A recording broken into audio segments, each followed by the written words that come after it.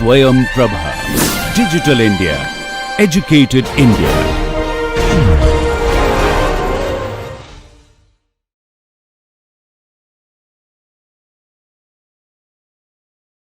Good morning. Welcome to the fluid mechanics class today.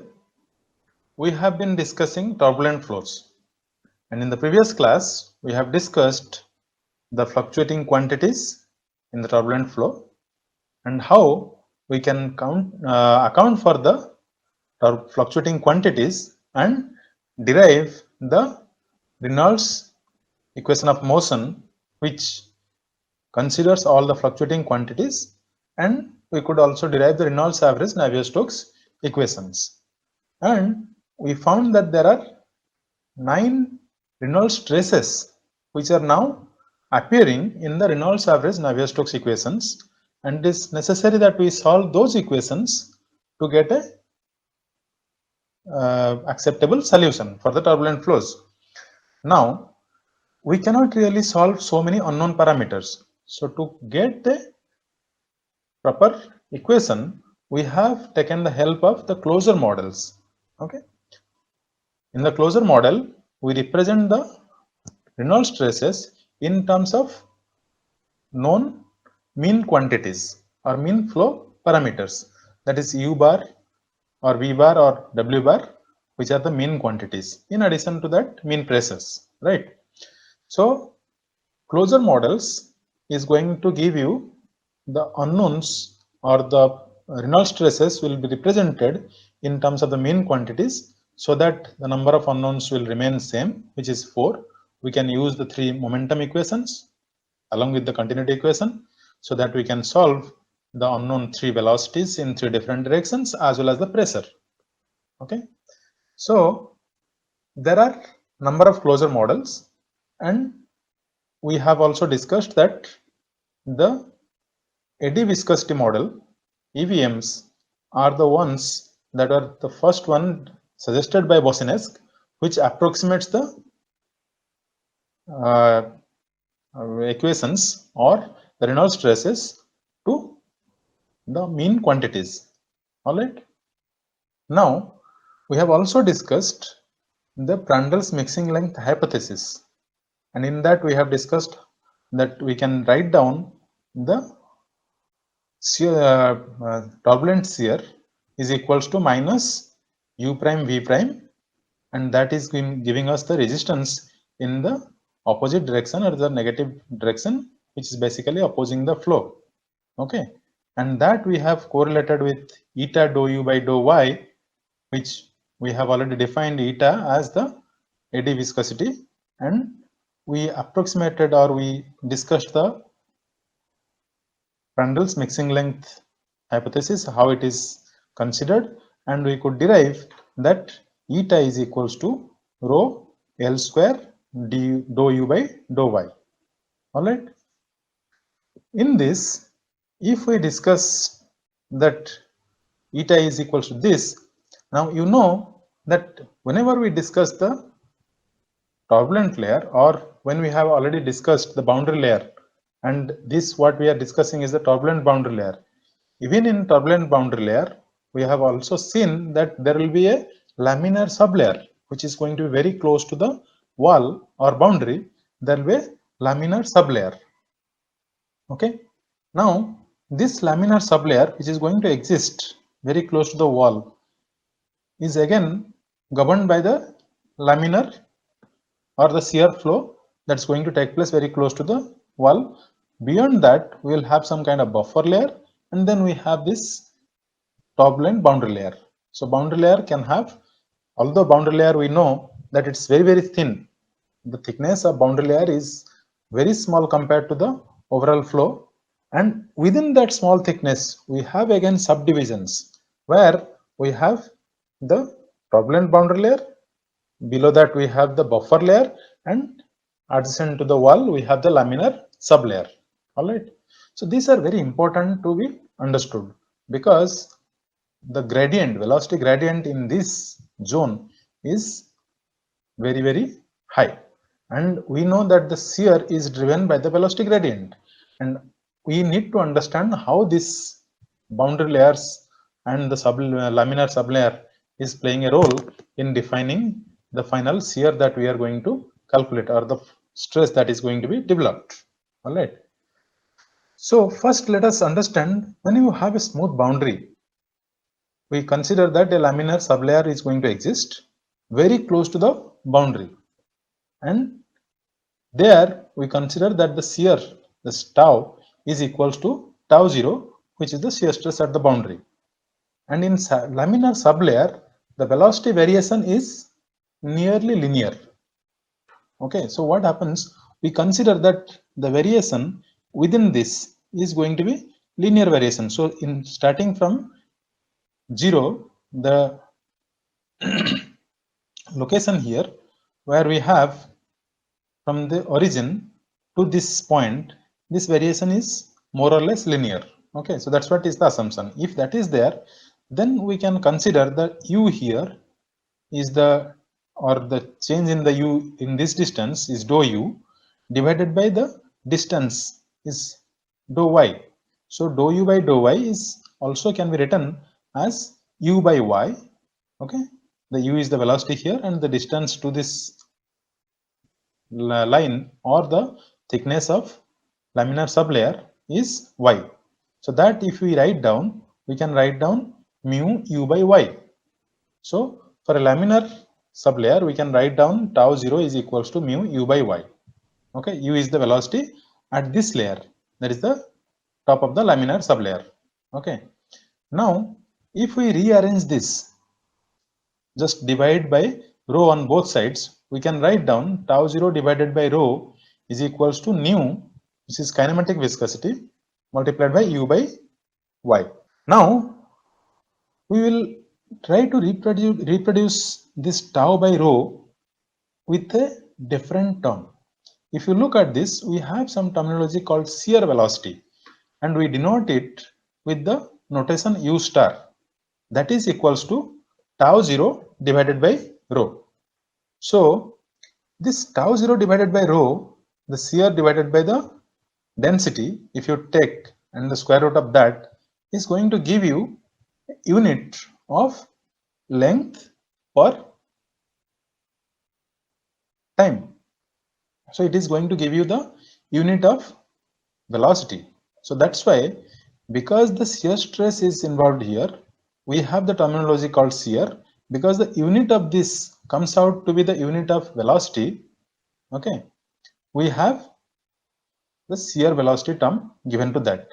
So this is not a velocity, this is only a terminology which is denoted as shear velocity. So sometimes in practical applications, people also consider it as a friction velocity. So whether it is shear or friction, both are the same phenomena, right? So the shear velocity is also termed as friction velocity in some of the applications, but they both are same. So now what we have here, shear velocity, if we substitute that, we can write down, instead of tau 0 by rho, we can write down u star square is equals to nu u by y. And rearranging this, we can write down u by u star. U is the velocity at that layer.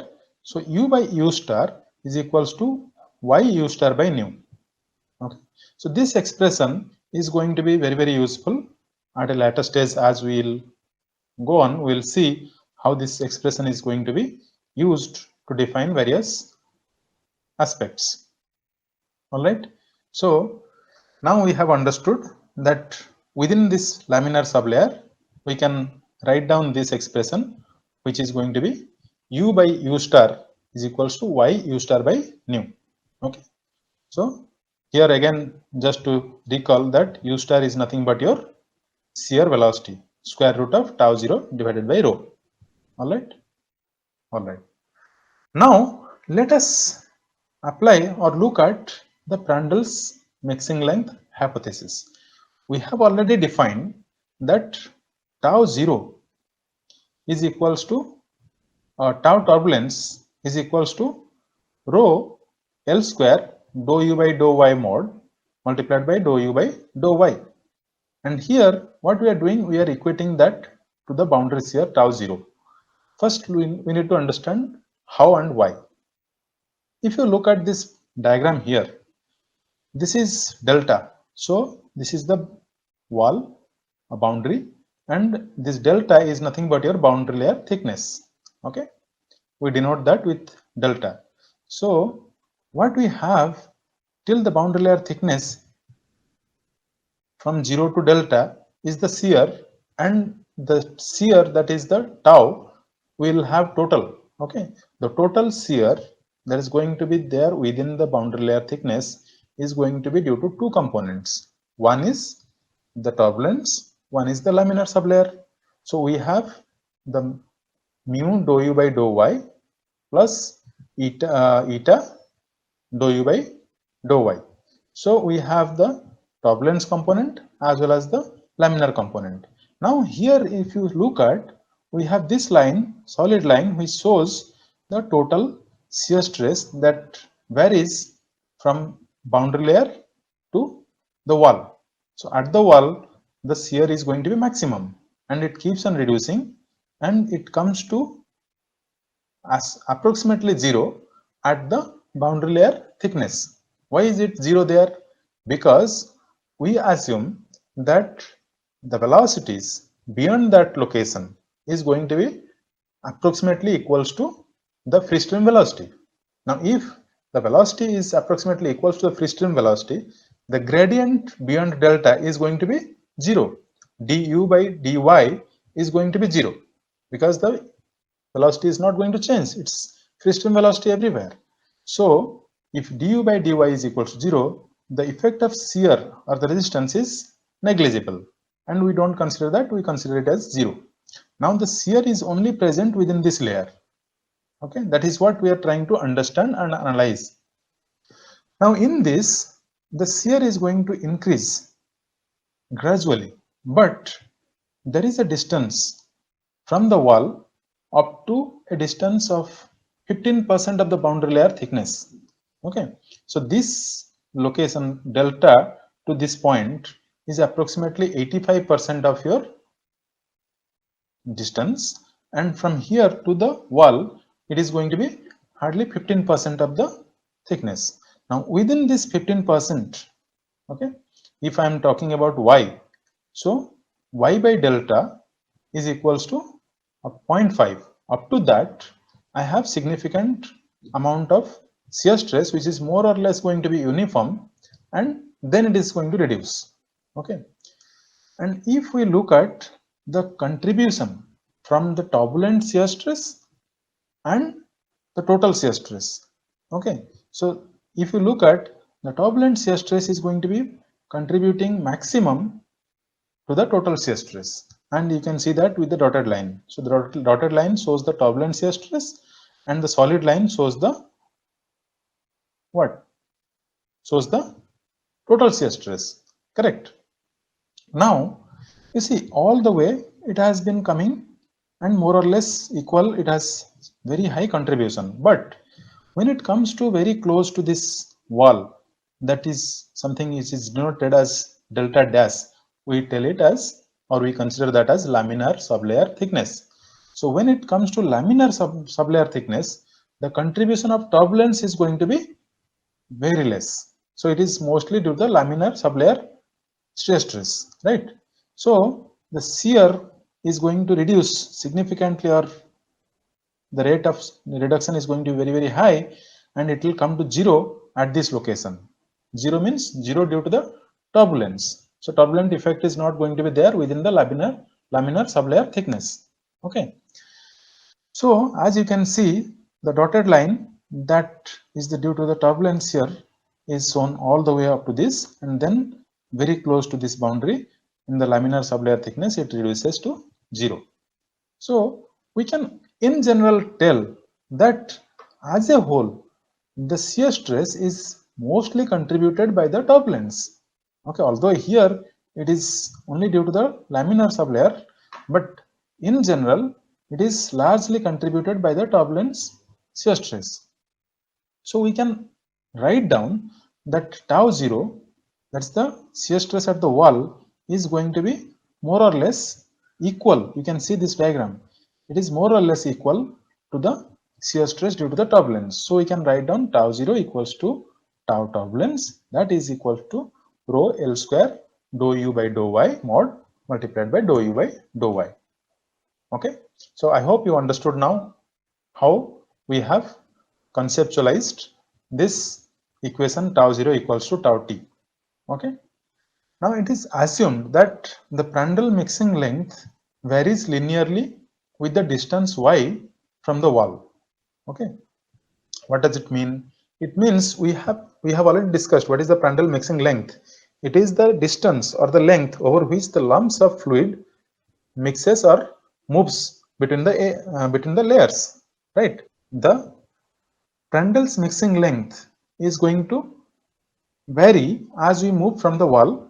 So the Prandtl's mixing length, that is the lumps of fluid that is going to move between the layers, is the mixing length, and this length will keep on increasing as we move away from the wall. So as y increases from the wall, we move away, this mixing is going to be stronger, and that's what is said here, is going to linearly vary. All right, as y increases, this mixing length is going to increase. Okay, so introducing the mixing length L as kappa multiplied by y.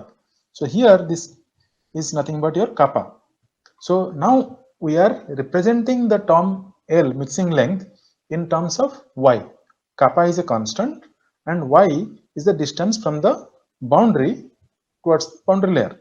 Okay, so it is very difficult to represent mixing length. So we have reproduced that with this terminology, which is nothing but L equals to kappa multiplied by y, which is going to be simpler and we can analyze further. All right. So now if we substitute this value kappa y in this above expression, we can write down u star square. So please remember, we have tau divided by rho is nothing but u star square, which is u star is the shear velocity. So u star square is equals to kappa y square multiplied by dou u by dou y square. So here this we have just put it as notation square. It is always kept with one mod and another without mod, so that the sign is intact. Okay, now once we have this expression, if we simplify this and integrate, we can write down, simplify means we are writing it in terms of u by u star, that's equals to integration dy by kappa y, and this expression if you integrate, you can write down 1 by kappa ln y plus a constant. Correct? Now because the logarithmic nature of the distribution of y, the mean velocity can be considered as 0 at some finite distance y equals to y0. Okay, so at y equals to y0, where you consider that the mean velocity u is going to be 0. Okay, or basically you assume that at a distance which is very close to the wall, the velocity is going to be negligible, and that is nothing but your y0, and you assume that y is equals to y0, your u is equals to almost 0, and assuming that, we can write down c is equals to minus 1 by k ln y0. Okay, so this distance y0 is nothing but the distance or the y at which the mean velocity is assumed to be 0.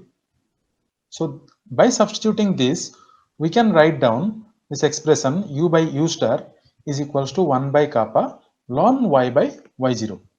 So here y0 is going to be proportional to the combination of two variables, that is nu by u star. Okay, if you look at nu by u star, you will get the unit as the length scale. Okay, which is very well correlated to the distance y0. Okay, so here we are trying to establish this correlation, which is y0 is going to be proportional to nu by u star. Okay, all right, now substituting this value of y0 in the expression above. So if you look at this value of u0, that is value of y0, that is nu by u star. If we substitute in this expression, we can write down your u by u star is equals to, here I have written as 2.3 because we had a ln here. Now if we put it in terms of log, we will have 2.3 here. So 2.3 divided by kappa log y u star by nu plus some constant beta, right? So this beta, or here it is written as b, many cases it is written as beta also. So now we need to know this beta and kappa, okay, or b and kappa. So the coefficient kappa is known as the Kalman's universal constant, and based on number of experiments people have carried out in the laboratories, it has been shown that it falls within a small range of values, and it can be always considered. You can consider that within the range, but most of the times the value of kappa is equals to 0.4, and that gives a reasonably very good answer or solution to the problem. So that's why in most of the cases the value of kappa is considered as 0.4. Anyway, the values are going to vary within a very small range, 0.41 or less than that, 0.39 and so on. So more or less 0.4 is a reasonable value which has been observed. All right. Now for the inner turbulent region, please understand we are talking about the boundary layer thickness. In the boundary layer thickness, we have inner turbulent region, which we call as the 15%, and we have the outer turbulent region. Just to take you back, this region is nothing but our inner turbulent region. So from this point to this point, it is 15%, that is your inner turbulent region.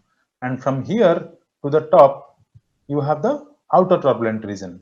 Okay, so we are discussing about the inner turbulent region. Okay, the inner turbulent region is nothing but, of the boundary layer, is nothing but y by delta less than 0.15. So there the empirical value of value of kappa and b are 0.5 and 5.5 respectively. So kappa is equals to 0.4 and b is equals to 5.5. If we consider that, then our velocity distribution can be written as u by u star equals to 5.75 log y u star by nu plus 5.5. Okay, so by substituting the values of kappa and b here, we can write down this expression. In many cases, there are small variations of this equation. Some people consider kappa equals to 0.41. The equation might be slightly different. Basically, this coefficient 5.75 will be slightly different. And based on the value of kappa for 0.41, the value of b will also be slightly different. So we need, in a larger scenario, the value of kappa and b are 0.54 and 5.5. So this expression what is shown here is widely adopted. Okay, but there can be small deviations in some cases you may encounter. All right. Now this is what is very important concept which was developed and which helps us to represent or understand the boundary layer theory as well as the boundary layer mixing length hypothesis, and with this we can resolve the boundary layers and incorporate that in our governing equations and solve it. So now before we go further, in case of rough boundary, what is smooth boundary, what is rough boundary, that we need to also understand.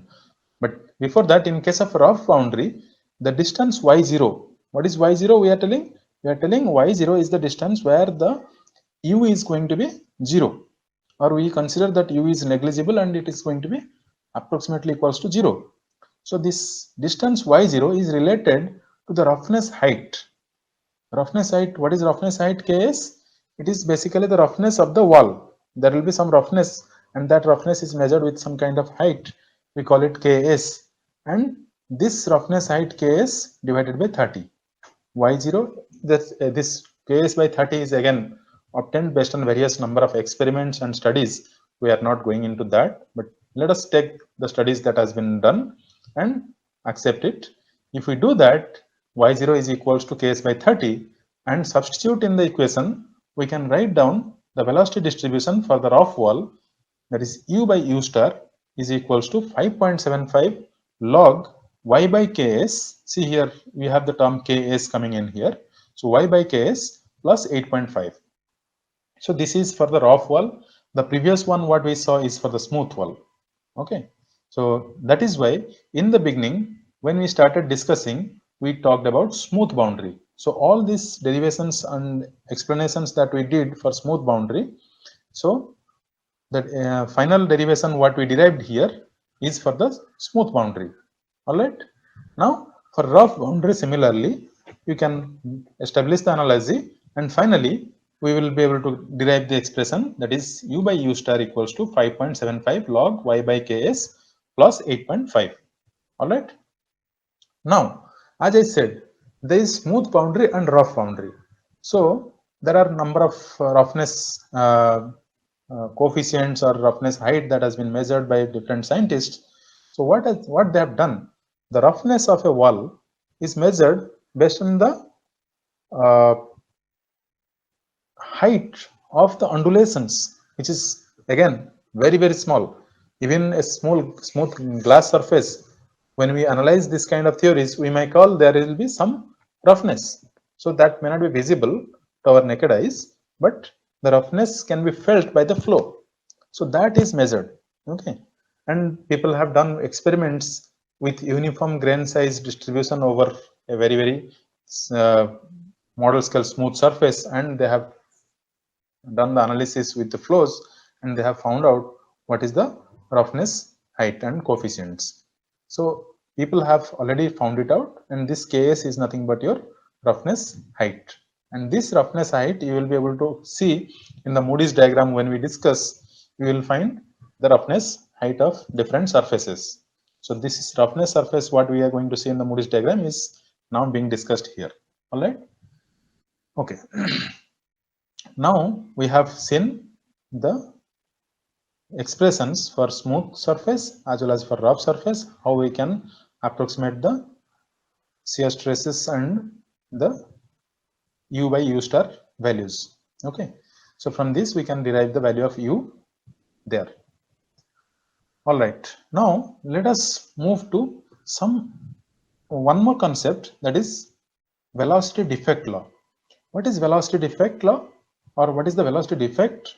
So velocity defect, if you remember, in the boundary layer we have a reduction of the velocity, so it is no more the free stream velocity. So we have a reduction of velocity, that is u minus u, or free stream velocity minus the instantaneous velocity at that position. So this u minus u, which is shown here, is considered or termed as the velocity defect. Okay, and that's why this law is called as velocity defect law. The velocity defect law is applicable for both smooth as well as rough boundaries. Okay, when we tell rough boundary, we are basically referring to the boundary layer thickness or boundary layer flow. So it is applicable for both smooth boundary layer as well as for rough boundary layer. And the velocity defect, that is u minus u, depends on the magnitude of the wall shear stress rather than how the shear stress was produced. Okay, so the shear stress is produced, there is some mechanism due to the smoothness or roughness, there are some mechanism which is happening and the shear stress is being developed. But the velocity defect law says that we are not worried about how the shear stress is developed, rather what is the shear stress, and take that and then further to the analysis.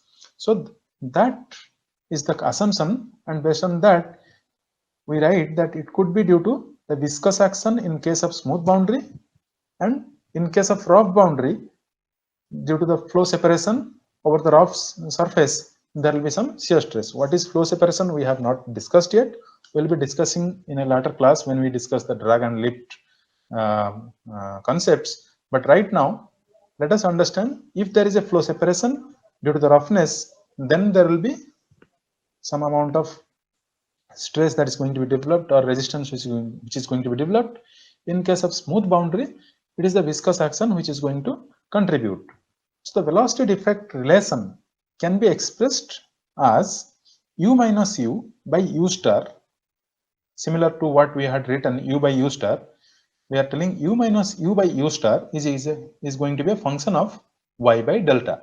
As the distance varies from the wall towards the boundary layer thickness, that is your y by delta. So it is going to be a function of that. All right.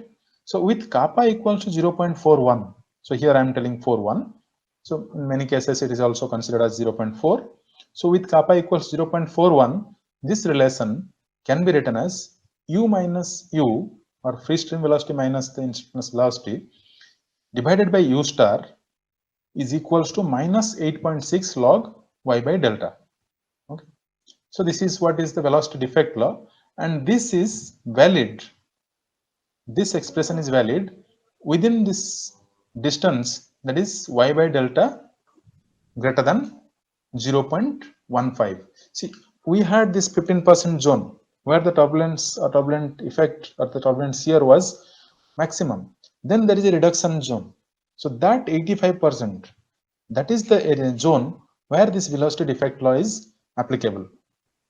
Technically, if you see, this is the area which is applicable, but in general people extend it above as well as below. Sometimes similar relation is derived and people also apply the velocity defect law for y by delta less than 0.15, but we have already seen for y by delta less than 0.15 there is another relation.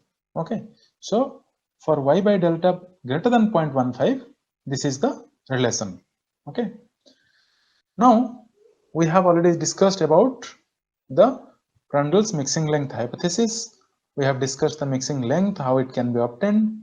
All right, now we have discussed the velocity defect law, that is for the region which is greater than y by delta 0.15 region. All right, great. Now let us discuss another model, which is the K epsilon model. So the Prandtl's mixing length hypothesis is always considered as a zero equation model. Now there are other models which are slightly advanced, and Prandtl's mixing length hypothesis, again, it is applicable for certain type of flows. There are possibly some limitations where we can apply when the shear is going to be only in one direction and this is going to be a planar shear and so on.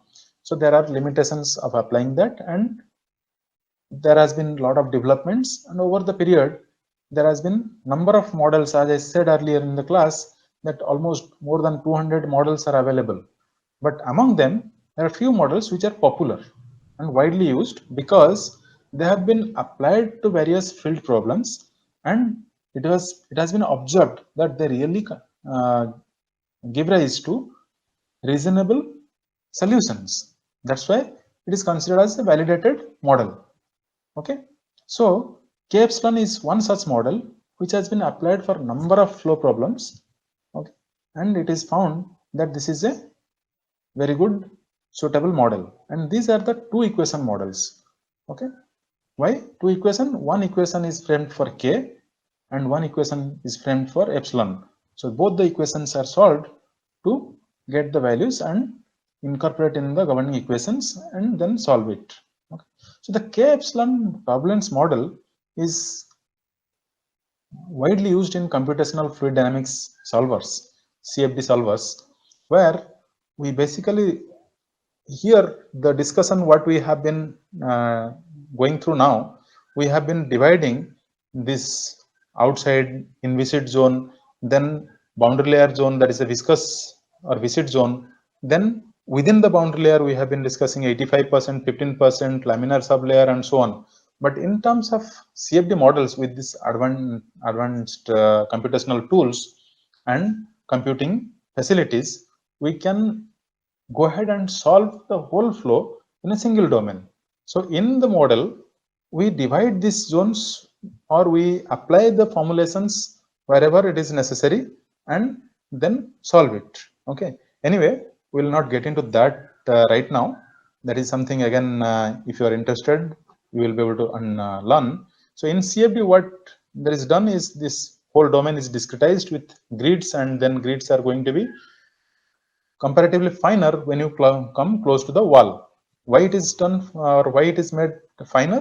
Because you want to capture the variations at very close intervals, because there is a gradient which is going to be very, very high.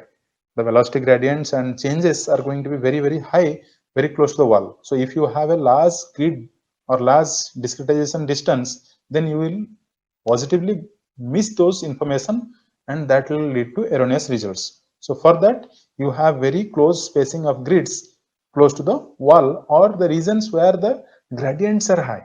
Okay, in general, it is better to put the regions where the gradients are high. There it is better to put very fine grids or mesh.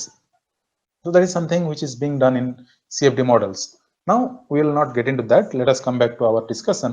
We are talking about K-epsilon model. K-epsilon is one such model which is used widely in all the CFD models, and it is a two equation model which gives a general description of turbulence by means of two transport equations. Okay, two partial differential equations which are representing the transport equations.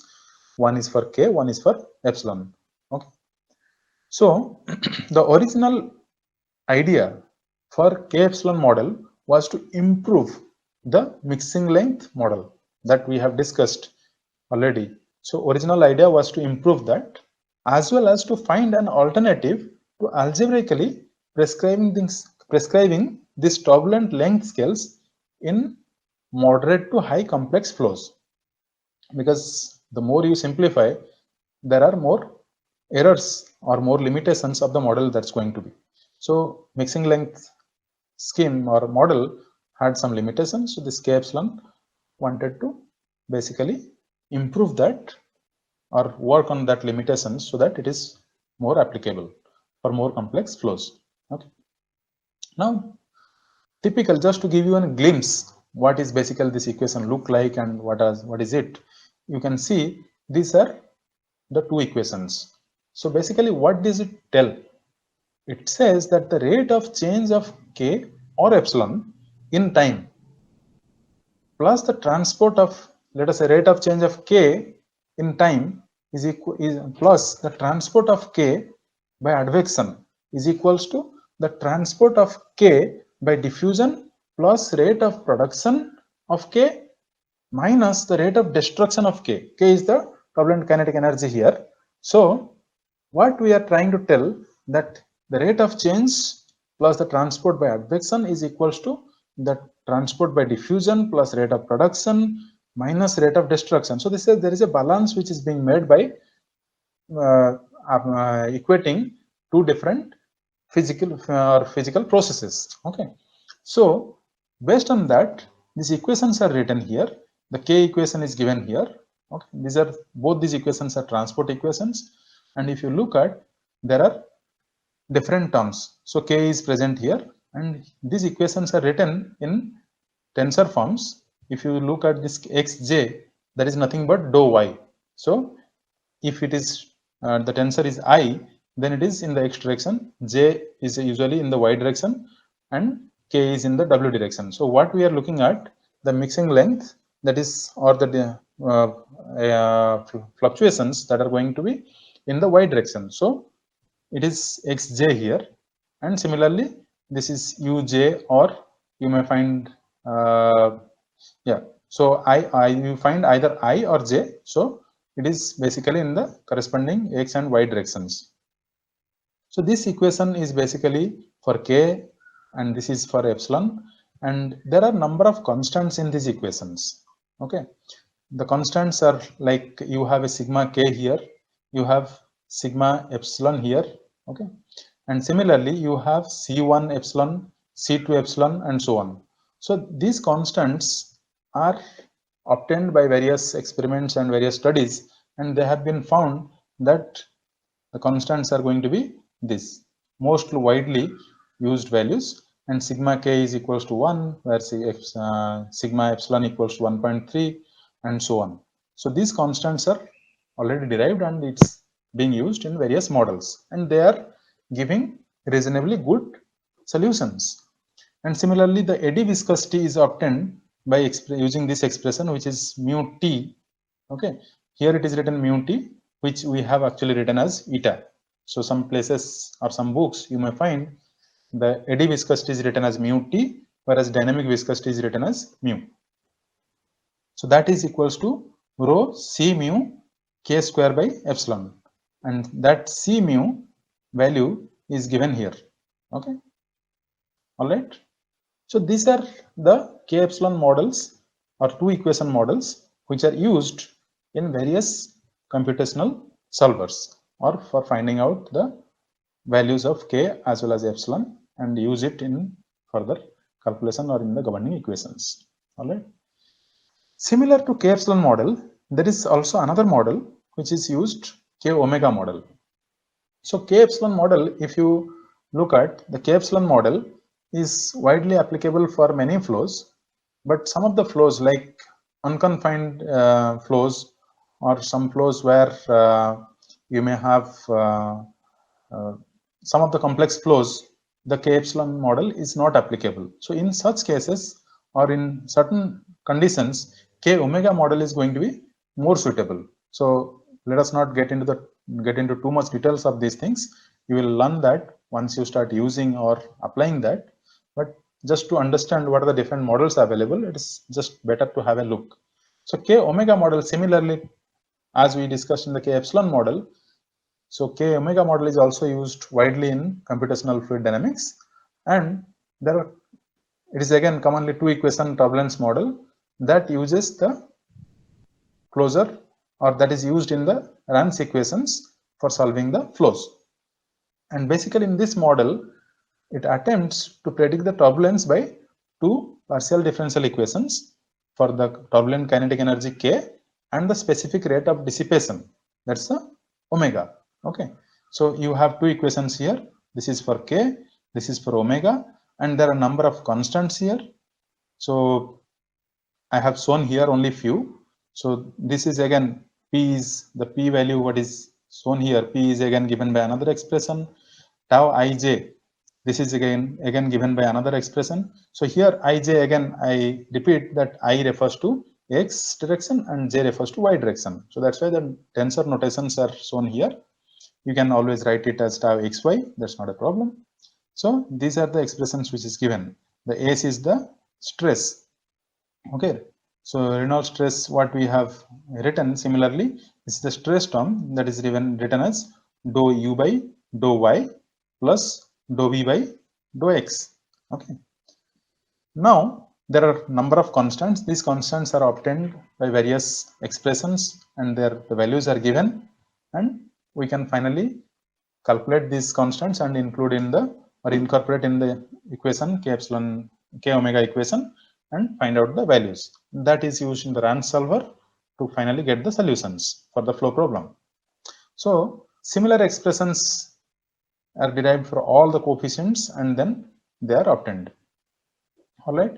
So overall, we have seen that the closure models are available, and there are some simplified models, there are complex models, but among them there are few models which are widely applicable, and there are some other models like low Reynolds number models and so on. So as you go on into the subject or you want to really get into more in-depth research or so on, you will be able to understand all the different models and where which kind of model will be useful. So let us say there are number of mixing models. When we are talking about mixing, there are number of mixing models which are also useful. And when we are talking about mixing models, this k epsilon is another one of the mixing models, isn't it? Because that is talking about the mixing between different layers. So depending on the scale of mixing, depending on the processes that you want to really resolve, you need to choose which model is going to be useful.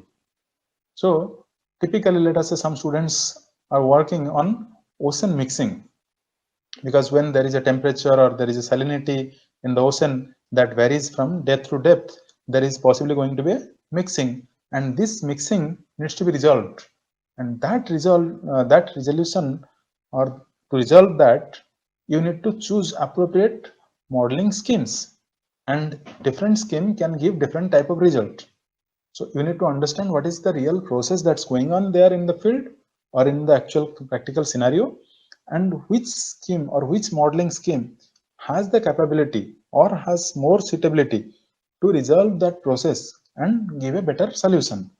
Otherwise, you may be thinking that you are using some scheme, you are using a modeling scheme, but it's not necessary that it's going to give you correct result. You need to understand the physical processes and the model that resolves the processes.